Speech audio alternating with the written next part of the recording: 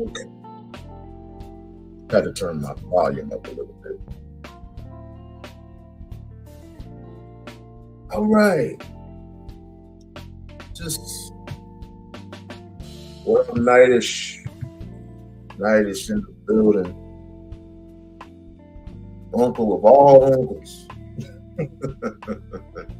I would consider him my uncle. That's family right there. Welcome to another edition of We-On-Loc Nation. Of course, it's time for a book promotion. I'm doing book promotions, telling you which books that I read and I think you should get. One of them would be the Woman. Scarred Woman I got from Dr. Umar's event.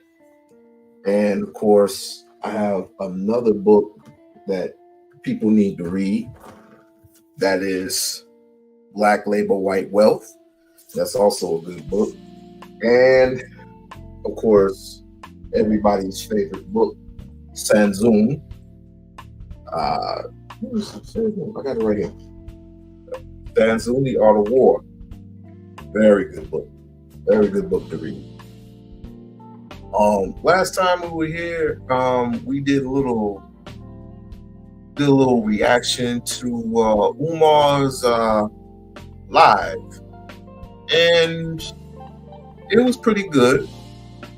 It was pretty good, and we had a couple of hiccups, but I just want to say to Emma, be good. Emma's been with us since the very beginning. Ain't no smoke at all. It's just a misunderstanding. Say to my queen, I do humbly respect her, and I respect her. We ain't gonna never bring up anything crazy ever again. I promise you that. And like I put y'all, you welcome here. So, with that being said, I am shocked that Umar did something with little yachty. I don't listen to these people. I don't listen to any type of trap music, rap music, whatever they got going on. But I guess he a hoteper now, assuming. But like and subscribe to the channel. And if you can, tell somebody that knows about me. And become a member. Become a member of the strain. So without further ado, we're gonna do a reaction to Umar and Yahtzee. If I'm saying this brother's name right. But when did the time? Do you recollect the time when things shifted on social media? Yes, sir. Yes, sir. To give you a little bit of my journey, Yachty, we were living in Jacksonville, North Carolina. My father was in the Marine Corps. That's where I decided I wanted to be a psychologist. I don't remember how I learned about psychology, but I remember making the decision. So when we moved back to North Philadelphia, my parents were divorced. The neighborhood where we lived had a public school that I attended where we were given mandatory Black history. That a school district of Philadelphia didn't require it. It just so happened that principal and that vice principal made it available. So 4th and 5th grade became my introduction into Black consciousness. 6th grade, my father takes me to my first family reunion. We're walking in the back of a church and I see all this Frederick Douglass memorabilia, his hat, his Bible. And of course, I learned of him through Black history class. So I asked my father, we're in Baltimore, Maryland. I said, why is all this Frederick Douglass memorabilia in the backyard of the family reunion? He said, because you're related to him. And so that gave me an extra sense of purpose in life. So 3rd grade was psychology, 4th and 5th was my awakening into Black consciousness.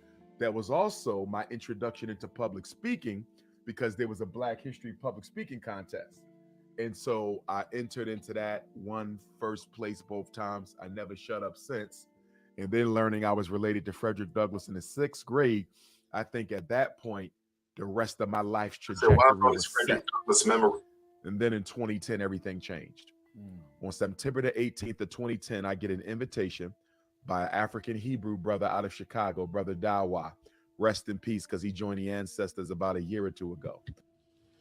I just want to say real quick, for those of you who proclaim that he's not a family member of Frederick Douglass, do any of y'all know your family tree? For those who do know, it's not for you. I'm talking about for those who proclaim that he's not a family member, he's a cousin. That's a family member to Frederick Douglass. I'm just asking if any of y'all know your family tree. If you do, great. If not, please shut the hell up. Let's continue. And he said, I have a public access television show in Chicago.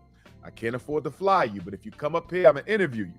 So I go to Chicago. We do this September the 18th. The interview goes viral. 5 weeks later, I speak in Harlem, New York for the first time, October 30th. Harlem was significant because most Pan-Africanists came through New York. Garvey, Malcolm, the early Pan-Africanists, Henry Highland Garnett, who actually worked with Frederick Douglass and others. So Harlem is big for Pan-Africanism. So I go and I do the lecture in Harlem at the National Black Theater, 125th and 5th, October 30, 2010. When I tell you, it wasn't even 24 hours after that Harlem lecture finished, my phone never stopped ringing. Hold on. Yeah. Nah, I got this. Up until then, I was just a Pennsylvania Pan-Africanist, right? Was it broadcasted? No, it wasn't live. People just came in. Social media really ain't hit yet. YouTube just starting. I didn't know what YouTube was at the time, but I had copies of the DVDs. I tell you, brother, within 24 hours, I started seeing zip codes I've never seen in my life on my phone. Until then, it was just 215-267-484. Right. After that, started getting phone calls, Alabama, Texas, Florida. You know how it is in your genre, Absolutely. you know? So that happened to me in my genre of Black consciousness. And then Africa started coming, London, Asia, South America, the Caribbean. I mean, it was crazy, Asia? brother, but literally almost overnight. Yeah, I've been to Japan twice to speak to the African community, and China twice to speak to them. Is it a big African? Not very large, but it's growing. And a lot of American African college graduates go to China for college because it's much cheaper. I heard there was a lot of depressed Black people in Japan because of the racism. Oh, for sure. Probably more so China, though, Okay. because Japan is American friendly. There's racism in Japan, Okay. but there's really racism in China. Maybe that's what I mean. Yes, sir. Because when I was in China, there was restaurants. They told us Black people were not allowed in. Wow. There's Black people telling me, Dr. Umar, we can't eat in there. Wait, is it recent? Yes, sir. Wow. They said there's certain nightclubs we can't go to. They said, you see that club over there? They don't allow Black people in. I said, what? It's because China never had the civil rights movement, because there's never been enough of us over there to fight for one. Mhm. So China is very much in your face. If they don't want any Black people applying for the job, I'll let you know. they'll let you know. In the paper, it'll say, Yeah. if you're not Caucasian, don't apply. And there's no law on that. Do you know during COVID, they were kicking Africans out, throwing them out. We don't want y'all here, even though I heard about that. the coronavirus allegedly originated in Asia, but they were mistreating the Africans, and African leadership didn't do anything about it.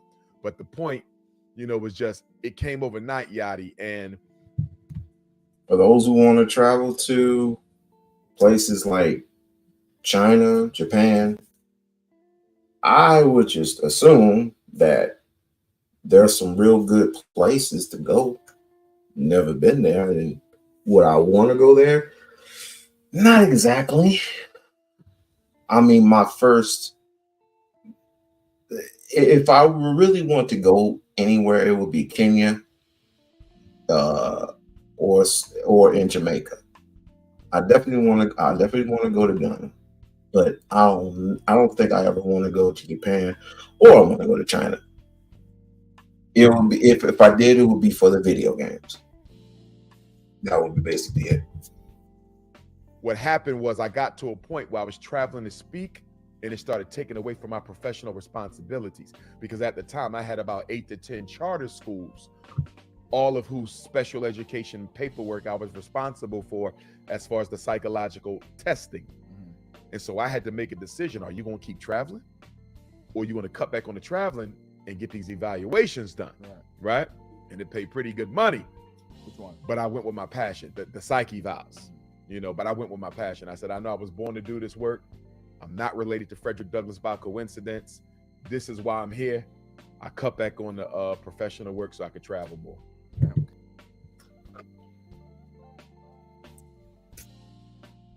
And people get on him unnecessarily, because of his passion, because of his work ethic, what he wanted to do necessarily vis-a-vis for the children, etc., etc. Many people follow him, many people have followed his work, and then over time it got larger and larger and larger. But and then there's the other side of it. We all know the other side of it, which I don't particularly get, because this is the reason why I say most of us are lost, because we all want to criticize anyone with that type of work ethic. It's crazy.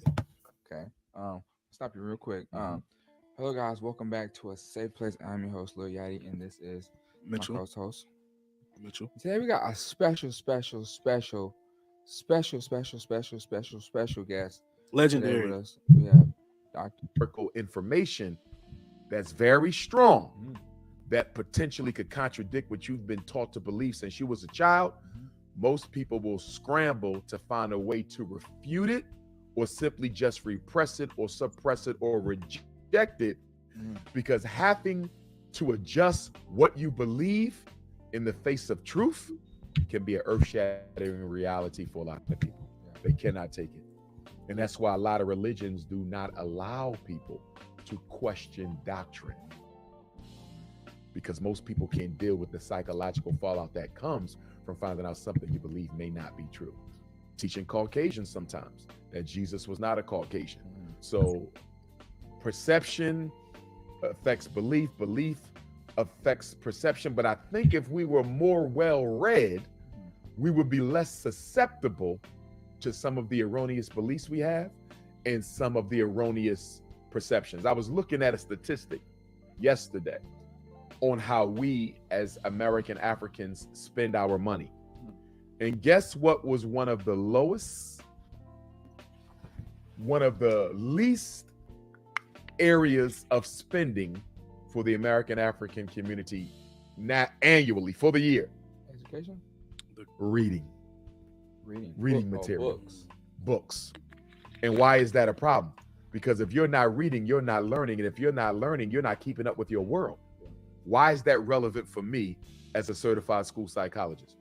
Most Black boys in Atlanta are in special ed because they can't do what? Read on grade level. Half the Black boys in 4th grade in America can't read on grade level. How can reading?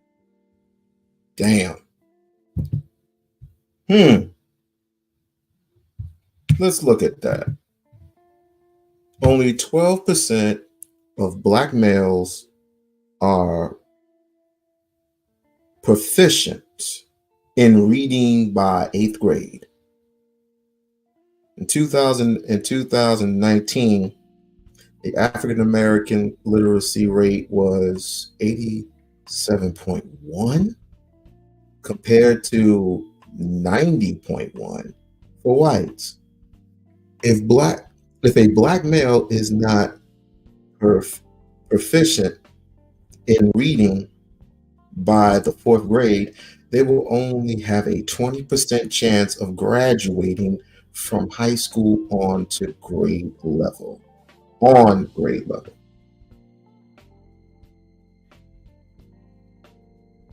This is very sad but interesting. and we don't want this man to have his own school. Be at the bottom when most of our young men are being put in special ed for the reading. And I take this back to the parents, because for Christmas, how many books was under that tree? For Christmas, how many encyclopedia was under that tree? I got For, one. you feel me? For Christmas, how many thesauruses was under that tree? So when I talk to Black parents, I tell them, do you realize you're investing in your son's future incarceration by buying video games, sneakers, TVs, laptops for young men who are not reading on grade level? If he's not reading on the grade level in the 4th grade, and you just got him this new video game system, what's the chances he ever going to catch up? So a lot of our parents are inadvertently feeding the school to prison pipeline by promoting leisure activity instead of academic reinforcement and Black excellence. I hate when I don't see children with books. And unfortunately, social media has encouraged this lack of learning that's going on in our communities. I gotta tell you, Someone. for Christmas, like if I'm a kid and it's like the sources, encyclopedia, dictionary, all that, like under the tree, I'm gonna be a very depressed kid. I got one though. I'm not trying to. I don't mind having. It's so I'm crazy. saying, like, For my birthday in 8th grade, my grandmother and grandfather got me a full encyclopedia Wow. set. It was like 30. It's like a really nice 30-book set, Yes, and I was so pissed off. But yeah. being older and looking back, it's like, damn, I really appreciate it. They just tried to, like, put me on. And, Why does that make us? and mad, they're though? dumb Why are we- expensive. Full, I don't know about it anymore. Back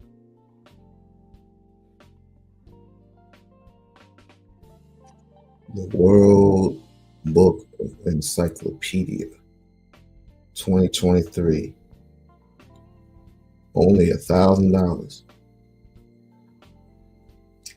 If you would have saved up $100 every 2 weeks, you would have had that thesaurus by or unless, of course, you were bold enough to just go ahead and just spend the money. And that's something that all of us need. But we also need the Black dictionary. We also need to learn etymology. How many schools do you know teach etymology? How many schools do you know